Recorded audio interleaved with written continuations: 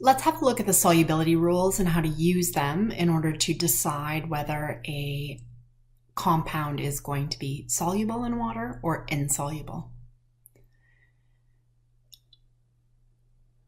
The biggest thing to remember here is that you want to follow the rules in order. So you're going to look at your compound and you're going to look at rule number 1 and see if it applies. If it doesn't, you move on to rule number 2 and so on and so forth. Eventually, you should land on a rule that's going to help you to make a decision. Let's look at some examples. So we've got AgCl, which is silver chloride. Rule number 1 is that compounds of group 1 metals and ammonium compounds are all soluble. So our group 1 metals like sodium and potassium, those ones, if they are in a compound, they will indicate to us that the substance is soluble.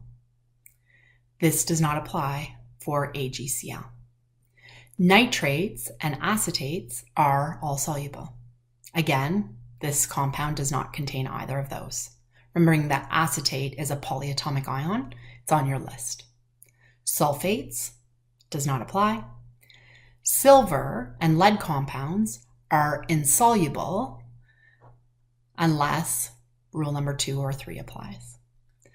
So here, AgCl, it's a silver compound, and it is not a sulfate, nitrate, or acetate. So that means it is insoluble. It does not dissolve in water. And what that means is that we would label it in a balanced chemical equation with an S. And this can sometimes be a bit confusing because we're saying soluble, but then here I'm reporting that it is solid. Okay, so the S here means solid. Our next one here is barium sulfate. Checking the rules, there's not a group 1 metal. Barium is a group 2 metal. There's no ammonium, our polyatomic ion. It's not a nitrate or acetate, it's a sulfate. Okay, so sulfates are all soluble except with lead, calcium, barium, and strontium. So that tells me that in fact this is insoluble, and so I would label it in my balanced chemical equation with an S. Our third one, sodium phosphate. Rule number 1, compounds of group 1 metals and ammonium compounds are all soluble. So when we look at this, we look at sodium, which is a group 1 metal, meaning it's in the first column in the periodic table. Therefore, this is soluble. So this is a compound of a group 1 metal.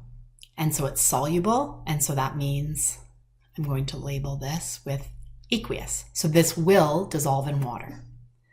Just to kind of visualize this in the lab, if I have some solid sodium phosphate and I have some water, if I put that into the sodium phosphate into the water, it will dissolve or disappear into the solution.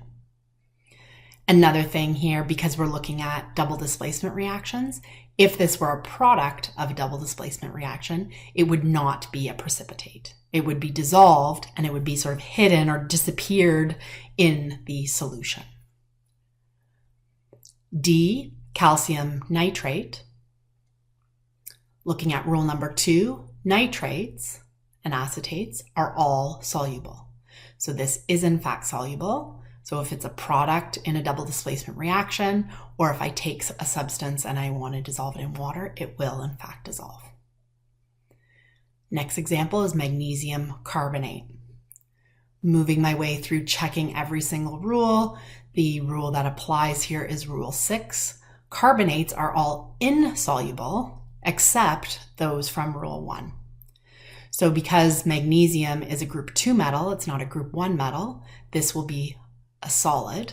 So it would be a precipitate if I had a double displacement reaction, and I'm going to label it as a solid.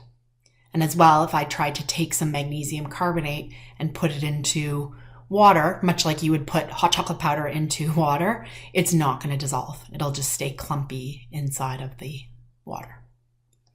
PbI2. Okay.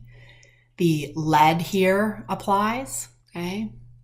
And you can also see this special rule that has iodides in it, but because this is a lead compound, I know it's going to be insoluble because it's not a nitrate or acetate. My last one here, NH4OH. NH4, this is the ammonium ion. Okay, so this will dissolve. So I will label it as aqueous.